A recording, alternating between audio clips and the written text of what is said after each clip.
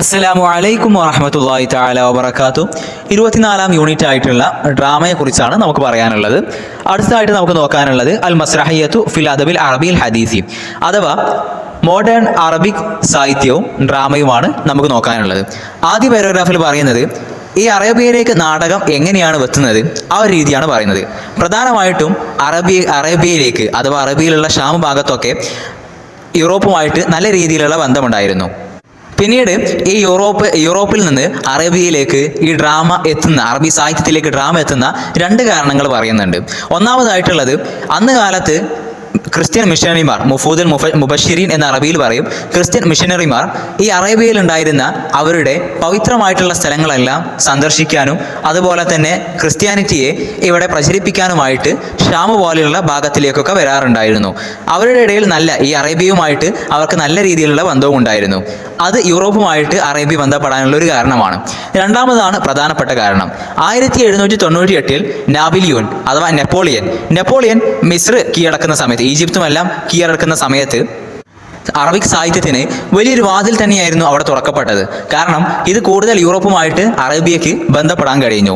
ഈ നാബിലിയോൻ അഥവാ നെപ്പോളിയൻ വന്ന സമയത്ത് അദ്ദേഹത്തിനോട് കൂടെ കുറേ പണ്ഡിതന്മാരും കുറേ ആർട്ടിസ്റ്റുകളും ഒക്കെ ഉണ്ടായിരുന്നു.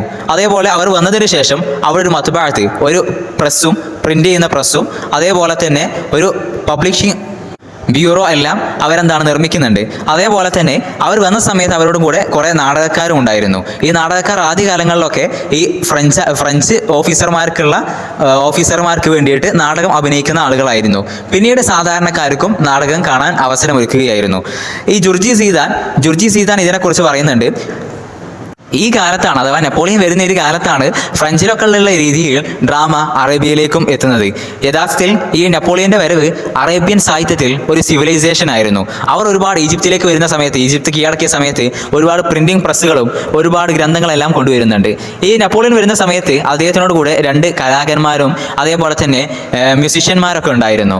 അവരെന്താണ് ഈ നമ്മുടെ ഫ്രഞ്ച് ഓഫീസേഴ്സ്, ഭരണാധികാരികൾ, അവർക്കെന്താണ് അവരുടെ ജോലി തിരക്കുകൾക്കിടയിൽ ഒരു സമാധാനം നൽകാൻ വേണ്ടിയിട്ട് മ്യൂസിക്കൊക്കെ വായിക്കുക, അതേപോലെ തന്നെ എന്താണ് നാടകങ്ങൾ നടത്തുക, അതിനായിരുന്നു ഈ പ്രധാനമായിട്ടും കൊണ്ടുവന്നിരുന്നത്. പിന്നീട് എന്താണ് മിസ്രിലുള്ള, ഈജിപ്തിലുള്ള ജനങ്ങൾക്കും നാടകം പ്രദർശിപ്പിക്കുകയായിരുന്നു. അതിനുശേഷം 1798 അഥവാ ആ ഒരു വർഷം തന്നെ, 1798 നെപ്പോളിയൻ വരുന്നത്. അതേ വർഷം തന്നെ ഒക്ടോബർ 21 ഹയ്യുൽ ഉസ്ബക്കിയ എന്ന് പറയുന്ന ഒരു പ്രവിശ്യയിൽ ഇദ്ദേഹം ജനറൽ മീനു എന്ന് പറയുന്ന ഒരു ജനറൽ, അദ്ദേഹം ഒരു നാടകത്തിന് വേണ്ടിയിട്ടുള്ള ഒരു സ്റ്റേജ് നിർമ്മിക്കുന്നുണ്ട്. ആ സ്റ്റേജിന് അദ്ദേഹം മസ്റഹത്തുൽ ജംഹൂരിയ വൽ ഫുനൂൻ എന്ന് പേര് വെക്കുകയും ചെയ്യും. അദ്ദേഹത്തിന്റെ പേര് ഓർമ്മിച്ചു വെക്കുക, ജനറൽ മീനു. പിന്നീട് ആ സ്റ്റേജിൽ ഫ്രഞ്ച് നാടകങ്ങളും അതുപോലെ തന്നെ മറ്റ് നാടകങ്ങളൊക്കെ അവതരിപ്പിക്കപ്പെടുകയും ഉണ്ടായി. പിന്നീട് അടുത്ത പാരഗ്രാഫിൽ പറയുന്നത് ആദ്യമായിട്ട് അറേബ്യയിൽ നാടകങ്ങളെല്ലാം നടത്തുന്ന ഒരു വ്യക്തിയെക്കുറിച്ചാണ്. അദ്ദേഹത്തിൻ്റെ പേര് മാറൂൻ നക്കാഷ് എന്നായിരുന്നു. ലബനാനിൽ നിന്നുള്ള ഒരു ധനികനായിട്ടുള്ള കച്ചവടക്കാരനായിരുന്നു മാറൂൻ നക്കാഷ്. അദ്ദേഹം യൂറോപ്പിലുള്ള പല രാജ്യങ്ങളിലേക്കും കച്ചവടത്തിന് വേണ്ടിയിട്ട് യാത്ര ചെയ്യാറുണ്ടായിരുന്നു. അദ്ദേഹത്തിന് തുർക്കി, ഫ്രഞ്ച് അതുപോലെ തന്നെ ഇറ്റലി ഭാഷകളൊക്കെ അറിയുന്ന ഒരാളായിരുന്നു അദ്ദേഹം. 1846 ഈജിപ്തിലേക്ക് പോവുകയും അവിടെ നിന്ന് ഇറ്റലിയിലേക്ക് പോവുകയും ചെയ്തു.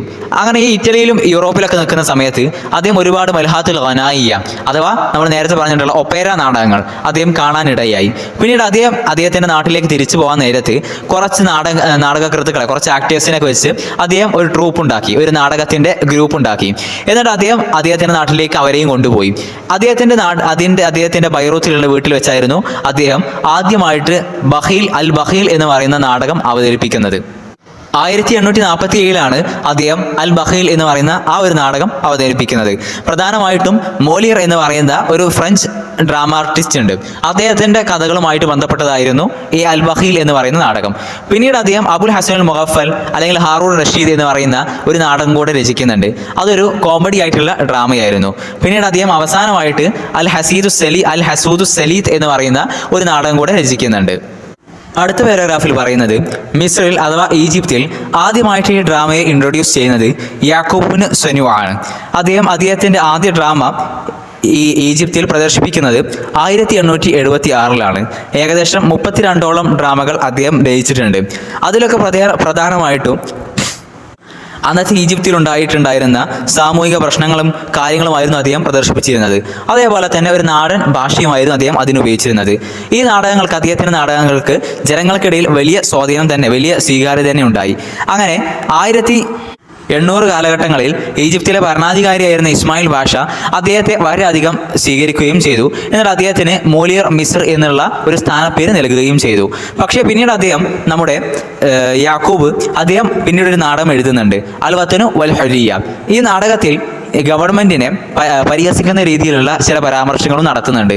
അതിൽ കോപിതനായിട്ടുള്ള ഇസ്മായിൽ ബാഷ പിന്നീട് യാക്കൂബിനെ നാട് കടത്തുകയാണ്, യാക്കൂബിനെ വിലക്ക് ഏർപ്പെടുത്തുകയാണ് ചെയ്തിട്ടുണ്ടായിരുന്നത്. ഈ കാലഘട്ടത്താണ് നമ്മൾ നേരത്തെ പറഞ്ഞിട്ടുള്ള മാറൂൻ നക്കാഷിന്റെ സഹോദരപുത്രനായിട്ടുള്ള സലീം നക്കാഷ് അവിടെ വരുന്നത്. സലീം നക്കാഷ് ലബനാനിൽ നിന്ന് മിസ്രൈലേക്ക് വരികയായിരുന്നു. അദ്ദേഹം ഏകദേശം 5ഓളം നാടകങ്ങൾ എഴുതിയിട്ടുണ്ട്. അതിൽ പ്രധാനമായിട്ടുള്ളത് ആയിദ, കദൂബ്, റുമി, മീ ഉഹുറാസ് എന്നുള്ളതാണ്. അതേപോലെ തന്നെ ഇതൊക്കെ പ്രധാനമായിട്ടും കോർണിയുടെ ആശയങ്ങളായിരുന്നു അദ്ദേഹം ഈ നാടകത്തിൽ പറഞ്ഞിരുന്നത്.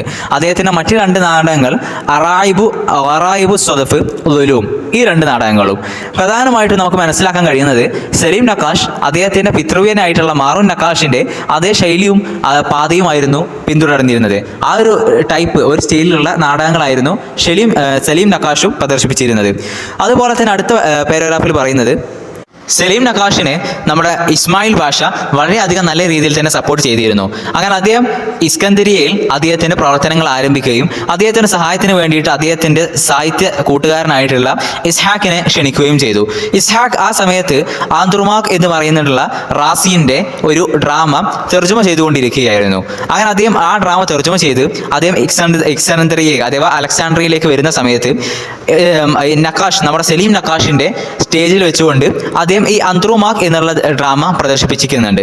പിന്നീട് അതിനുശേഷം ഷാർലിമാൻ എന്ന് പറയുന്ന ഡ്രാമയും എഴുതുന്നുണ്ട്. ഈ മിസ്രിൽ വലിയ രീതിയിൽ തന്നെ അവരുടെ ഡ്രാമകൾ പ്രദർശിപ്പിക്കപ്പെടുകയും ജനസ്വീകാര്യത ലഭിക്കുകയും ചെയ്തു. പക്ഷേ പിന്നീട് ചില കാരണങ്ങൾ, സാമ്പത്തികമായിട്ടുള്ള കാരണങ്ങളാൽ അവർക്ക് ഈ ഡ്രാമയും ഈ സ്റ്റേജും കാര്യങ്ങളെല്ലാം ഉപേക്ഷിക്കേണ്ടി വരികയും അവർ പിന്നീട് ജേർണലിസത്തിലേക്ക് തിരികുകയുമാണ് ഉണ്ടായത്. പിന്നീടായിട്ടുള്ള ബാക്കി ഭാഗങ്ങളിൽ ഈ മേഖലയിൽ പ്രശസ്തരായിട്ടുള്ള ആളുകളെ ചെറിയ രീതിയിൽ പരിചയപ്പെടുത്തുകയാണ്. ഇവിടെ ഇമ്പോർട്ടൻ്റ് ആയിട്ടുള്ള മുഴുവനായിട്ട് നമ്മൾ പഠിക്കേണ്ട ആവശ്യമില്ല, ഇമ്പോർട്ടൻ്റ് ആയിട്ടുള്ള കാര്യങ്ങൾ മാത്രം നമുക്ക് പറഞ്ഞ് മുന്നോട്ട് പോകാം. അടുത്തതായിട്ടുള്ളത് മുഹമ്മദ് ഉസ്മാൻ ജലാലാണ്. അദ്ദേഹം ഫ്രഞ്ച് ഡ്രാമകൾ അറബി ഭാഷയിലേക്ക് ട്രാൻസ്ലേറ്റ് ചെയ്യുകയും അതിന് അദ്ദേഹത്തിൻ്റെതായിട്ടുള്ള രീതിയിലുള്ള അറബിയിൽ ഒരു ചായ കൊടുക്കുകയും ചെയ്തു. അദ്ദേഹം പ്രധാനമായിട്ടും ഫ്രഞ്ചിൽ നിന്ന് മോലിയറിൻ്റെ നാടകങ്ങളായിരുന്നു എടുത്തിരുന്നത്. അദ്ദേഹത്തിൻ്റെ പ്രധാനമായിട്ടുള്ളൊരു നാടകമാണ് അഷേഹു മത്ലൂഫ് എന്ന് പറയുന്ന നാടകം. അദ്ദേഹം അബുൽ മസ്രഹിയാത്തുൽ വത്തനിയ ഫിൽ അസ്രിൽ ഹദീസ് എന്നുള്ള സ്ഥാനപ്പേരും അദ്ദേഹത്തിന് ലഭിക്കുന്നുണ്ട്. അടുത്തതായിട്ടുള്ളതാണ് അബുൽ ഖലീലുൽ ഖബ്ബാനി. അദ്ദേഹമാണ് മുഅസ്സിസുൽ മസ്രഹിയത്തു ഫി സൂരിയ എന്നുള്ള സ്ഥാനത്തിൽ അറിയപ്പെടുന്നത്. അഥവാ സിറിയയിലേക്ക് ഡ്രാമയെ ഇൻട്രൊഡ്യൂസ് ചെയ്യുന്നത് അദ്ദേഹമാണ്. അതുകൊണ്ട് തന്നെ മുഅസ്സിസുൽ മസ്രഹിയത്തു ഫി സൂരിയ എന്നുള്ള സ്ഥാനപ്പേരും അദ്ദേഹത്തിന് ലഭിക്കുന്നുണ്ട്. ഏകദേശം അദ്ദേഹം 32ഓളം ഡ്രാമകൾ എഴുതുന്നുണ്ട്. ആദ്യ കാലഘട്ടത്തൊക്കെ അദ്ദേഹം ദമസ്കസിലും പിന്നീട് അലക്സാണ്ട്രിയയിലും കൈറോയിലും ഒക്കെ വരുന്നുണ്ട്. 1888 അദ്ദേഹത്തിൻ്റെ സംഘവും ഡമസ്കസിൽ നിന്ന് ഈജിപ്തിലേക്ക് വരുന്നത്. അതോടുകൂടെ ഈജിപ്തിലെ നമുക്ക് അറബി സാഹിത്യത്തിലേക്ക് ഒരു പുതിയ ആരംഭമായിരുന്നു. കാരണം അതുവരെയൊക്കെ കൂടുതലായിട്ടും യൂറോപ്യയിൽ നിന്നുള്ള ഡ്രാമകളെ അത് അറബിയിലേക്ക് ട്രാൻസ്ലേറ്റ് ചെയ്യാറായിരുന്നു പതിവ്. പക്ഷേ ഖബ്ബാനി വന്നതോടുകൂടെ പുതിയ ഡ്രാമകൾ അറബിയിൽ തന്നെ രചിക്കാൻ തുടങ്ങി. അദ്ദേഹം പ്രധാനമായിട്ടും ഇസ്ലാമിക് ആയിട്ടുള്ള ചരിത്രങ്ങളിൽ നിന്നുള്ള കാര്യങ്ങളായിരുന്നു അദ്ദേഹത്തിൻ്റെ ഡ്രാമയിൽ കൊണ്ടുവന്നിട്ടുണ്ടായിരുന്നത്. അദ്ദേഹത്തിൻ്റെ പ്രധാനപ്പെട്ട 2 നാടകങ്ങളുടെ പേര് കൂടെ നമുക്ക് ഓർത്തു വെക്കാം. അൻതറ, അൽ അമീറുൽ മഹ്മൂദ് ഒന്നുകൂടെ നോക്കാം. അതേപോലെ തന്നെ ഹാറൂൺ റഷീദ്. ഈ 3 പേരും നമുക്ക് ഓർത്തു വെക്കാം. അടുത്തതായിട്ടുള്ളൊരു വ്യക്തിത്വമാണ് മുസ്തഫ കാമിൽ. 1874 മുതൽ 908 വരെയായിരുന്നു അദ്ദേഹം ജീവിച്ചിരുന്നത്. അദ്ദേഹം പ്രധാനമായിട്ടും ഈ അറബിക് ഹിസ്റ്ററിയിൽ നിന്നുള്ള കാര്യങ്ങളായിരുന്നു അദ്ദേഹത്തിൻ്റെ ഡ്രാമയിൽ കൊണ്ടുവരുന്നത്. അദ്ദേഹം എഴുതിയിട്ടുള്ള പ്രധാനപ്പെട്ട ഒരു നാടകമാണ് 1892 അദ്ദേഹം എഴുതിയിട്ടുള്ള ഫത്വൽ ഒന്ദുലുസ് എന്ന് പറയുന്ന നാടകം. ഈ നാടകത്തിൽ പ്രധാനമായിട്ടും ഈ സ്പെയിൻ, ഒന്ദുലുസ് എന്ന് പറഞ്ഞു കഴിഞ്ഞാൽ സ്പെയിനാണ്. സ്പെയിൻ അധിനിവേശ സമയത്തുണ്ടായിരുന്ന റോമക്കാർക്കും അറബികൾക്കും ഇടയിലുണ്ടായിരുന്ന സംഘർഷങ്ങൾ, അതായിരുന്നു പ്രധാനമായിട്ടും ഫത്വൽ ഒന്ദുലുസ് എന്ന് പറയുന്ന ഡ്രാമയിൽ കാണിക്കുന്നത്. പിന്നീട് അടുത്ത പാരഗ്രാഫിൽ അറബി ഡ്രാമ പിന്നീട് അതിൻ്റെ ഒരു 3ാം ഘട്ടത്തിലേക്ക്, 3ാം സ്റ്റേജിലേക്ക്, അൽ മർഹലത്തു സാലിസ അതിലേക്ക് പ്രവേശിക്കുകയാണ്. പ്രധാനമായിട്ടും ആ ഒരു കാലഘട്ടത്തിൽ വന്ന ഒരു വ്യക്തിത്വമാണ് ജോർജ് അബിയൽ. ജോർജ് അബിയൽ ചെയ്തിട്ടുള്ള പ്രധാനമായിട്ടുള്ള ഒരു കാര്യം അന്ന് വരെ ഉണ്ടായിരുന്ന മസ്റഹയ്യാത്തുൽ ഇനായിയായിരുന്നു, അഥവാ സംഗീതപരമായിട്ടുള്ള ഡ്രാമകളായിരുന്നു. പിന്നെ അതുമുതലാണ് ജോർജ് അബിയൽ ആണ് ആദ്യമായിട്ട് മസ്റഹയ്യാത്തുൽ ഇജ്തിമാഇയ്യ, സാമൂഹികമായിട്ടുള്ള കാര്യങ്ങളിൽ ഡ്രാമകൾ കൊണ്ടുവരുന്നത്. 1850 മുതൽ 1959 വരെയുള്ള കാലത്തായിരുന്നു അദ്ദേഹം ജീവിച്ചിരുന്നത്. അദ്ദേഹം പാരീസിലൊക്കെ പഠിച്ച് 1910 മിസ്രിലേക്ക്, ഈജിപ്തിലേക്ക് വരുന്നത്. അങ്ങനെ 1913 ഫറഹ് അൻതൂർ എഴുതിയിട്ടുള്ള മിസ്റുൽ ജദീദ് വ മിസ്റുൽ ഖദീമ എന്ന് പറയുന്ന ഒരു നാടകം അദ്ദേഹം അഭിനയിക്കുന്നുണ്ട്. അദ്ദേഹത്തിന്റെ ജീവിതത്തിലെ ഒരു വലിയ ടേണിംഗ് പോയിന്റ് തന്നെയായിരുന്നു ഈ നാടകം. ഈ നാടകത്തിൽ ഈ ജോർജ് അബിയൽ അഭിനയിച്ചിട്ടുള്ള ഈ ഒരു നാടകം, ആ നാടകത്തിൽ ഒരു കഥ പറയുന്നത്, ഒരു സമ്പന്നനായിട്ടുള്ള ഒരു കച്ചവടക്കാരൻ, അയാൾ ഈ ഈജിപ്തിലുള്ള നാടന്മാരെ, ഈജിപ്തിലുള്ള കർഷകരെയെല്ലാം സമ്പത്തും സ്ത്രീകളെയെല്ലാം നൽകിക്കൊണ്ട് അവരെല്ലാം തൻ്റെ വശപ്പെടുത്തുന്ന ഒരു സ്വഭാവമായിരുന്നു. അതിൽ ഒരുപാട് ആളുകൾ എന്താണ് അതിൽ വശപ്പെട്ട് അയാൾക്ക് കീഴടങ്ങി കൊടുത്തു. പക്ഷെ അതിൽ നിന്ന് ബുദ്ധിപൂർവ്വം രക്ഷപ്പെടുന്ന ഒരു യുവാവിൻ്റെ കഥയാണ് ആ ഡ്രാമയിൽ പറയുന്നത്. ആ കാലത്ത് തന്നെ നമ്മുടെ ഫറഹ് അൻതൂർ എന്ന് എഴുതിയിട്ടുള്ള മറ്റ് ചില ഡ്രാമകളുടെ പേര് കൊടുത്തിട്ടുണ്ട്. അൽ ഹാക്കിമു ബി അംറില്ല, അൽ ബദവിയ എന്നുള്ള 2 ഡ്രാമകൾ നമുക്ക് ഓർത്തു വെക്കാം. അതേപോലെ തന്നെ ആ കാലത്ത് തന്നെ ഖലീൽ മത്റാൻ 1872 മുതൽ 1949 വരെയായിരുന്നു അദ്ദേഹം ജീവിച്ചിരുന്നത്. ഖലീൽ മത്റാൻ ഷേക്സ്പിയറിന്റെ നാടകങ്ങളെല്ലാം അറബിയിലേക്ക് ട്രാൻസ്ലേറ്റ് ചെയ്തിട്ടുണ്ട്. ഏതുപോലെ അതീൽ, മാക്ബത്ത്, ഹാംലെറ്റ്, താജുൽ ബന്ദക്കിയ, ഈ നാടകങ്ങളൊക്കെ അദ്ദേഹം ഷേക്സ്പിയറിന്റെ ഇംഗ്ലീഷ് നാടകങ്ങൾ അദ്ദേഹം അറബിയിലേക്ക് ട്രാൻസ്ലേറ്റ് ചെയ്തിട്ടുണ്ട്. അടുത്ത പാരഗ്രാഫിൽ പറയുന്നത്, ഈ കാലഘട്ടത്തിൽ പ്രശസ്തരായിട്ടുള്ള ഒരുപാട് നാടകക്കാർ വരുന്നുണ്ട്. അതിൽ പ്രധാനപ്പെട്ട 1-2 പേരുകൾ നമുക്ക് ഓർത്തു വെക്കാം. മഹ്മൂദ് തൈമൂർ, അഹമ്മദ് ഖൈരി, മുഹമ്മദ് തൈമൂർ, ഹസൻ ഫൗസി. അതുപോലെ തന്നെ ഈ മഹ്മൂദ് തൈമൂർ ഏകദേശം 1892 മുതൽ 1922 വരെ, ഈ വർഷമൊന്നും പഠിക്കേണ്ട ആവശ്യമില്ല, അദ്ദേഹം ഈ ഒരു കാലത്ത് ഒരുപാട് നാടകങ്ങൾ രചിച്ചിട്ടുണ്ട്. അതിൽ 2 നാടകങ്ങളുടെ പേര് നമുക്ക് ഓർത്തു വെക്കാം. അൽ ഉസ്ഫൂർ, അൽ ഹാവിയ. പിന്നീട് അടുത്ത പാരഗ്രാഫിൽ പറയുന്നത് ഇബ്രാഹിമുർ റംസിയെ കുറിച്ചാണ്. ഇബ്രാഹിമുർ റംസി അദ്ദേഹം കോമിക് ആയിട്ടുള്ള മസ്റഹയ്യാത്തുൽ മൽഹാത്ത്, കോമഡി ആയിട്ടുള്ള ഡ്രാമകൾ രചിച്ചിട്ടുണ്ട്. അതൊക്കെ പൊതുവെ നാടൻ ഭാഷയിലായിരിക്കും. അതുപോലെ തന്നെ മസ്റഹയ്യാത്തുൻ താരിഖയ്യ, ഹിസ്റ്റോറിക്കൽ ആയിട്ടുള്ള ഡ്രാമകളും അദ്ദേഹം രചിച്ചിട്ടുണ്ട്. അതൊക്കെ അദ്ദേഹം വളരെയധികം നല്ല ഭാഷ, സാഹിത്യ ഭാഷയിലുമായിരിക്കും.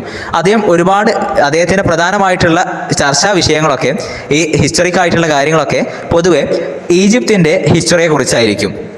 അദ്ദേഹത്തിന്റെ ഹിസ്റ്റോറിക് ആയിട്ടുള്ള ഡ്രാമകളിൽ ഒന്നാണ് അൽ ഹാക്കിമു ബി അംറില്ല, അൽ ബിൻതുൽ യഹ്ഷീദ്, ബദവിയ എന്നുള്ളതൊക്കെ. അതേപോലെ തന്നെ അദ്ദേഹത്തിന്റെ കോമഡി ആയിട്ടുള്ള സോഷ്യൽ ഡ്രാമകളിൽ പെട്ടതാണ് ഔബാവ് അൽ അഹ്ബാബ്, അതുപോലെ തന്നെ ബിൻതുൽ യൗം, അൽ ഫജ്റു സ്വാദിഖ് എന്നൊക്കെ പറയുന്ന അദ്ദേഹത്തിന്റെ കോമഡി ആയിട്ടുള്ള ഡ്രാമകളിൽ പെട്ടതാണ്. അദ്ദേഹത്തിന്റെ പ്രധാനപ്പെട്ട 2 നാടകങ്ങളാണ് ഹെമാം മഷ് സി ഹുറൂജ, അഥവാ ബാത്റൂമിൽ പ്രവേശിക്കുന്ന അത്ര ബുദ്ധിമുട്ടല്ല, അതിൽ നിന്ന് പുറത്ത് കടക്കുന്ന അത്ര ബുദ്ധിമുട്ടല്ല പ്രവേശിക്കുന്നത് എന്നാണ് അതിനർത്ഥം. അതേപോലെ തന്നെ 2ാമത്തെ നാടകമാണ് അബുത്താലുൽ മൻസൂറ എന്നുള്ളത്. അബുത്താലുൽ മൻസൂറ എന്നുള്ളത് രാജ്യത്തിന്റെ അന്നത്തെ ഉണ്ടായിരുന്ന പ്രധാന പ്രശ്നങ്ങളെല്ലാം നോട്ടീസ് ചെയ്യുന്ന ഒരു ഡ്രാമയാണ്. ഇൻഷാ അല്ലാഹ് 2-3 പേര് കൂടെ നമുക്ക് നോക്കാനുണ്ട്. അടുത്ത ക്ലാസ്സിൽ നമുക്ക് ചർച്ച ചെയ്യാം. അസ്സലാമു അലൈക്കും വറഹ്മത്തുള്ളാഹി തആല വബറകാതുഹു.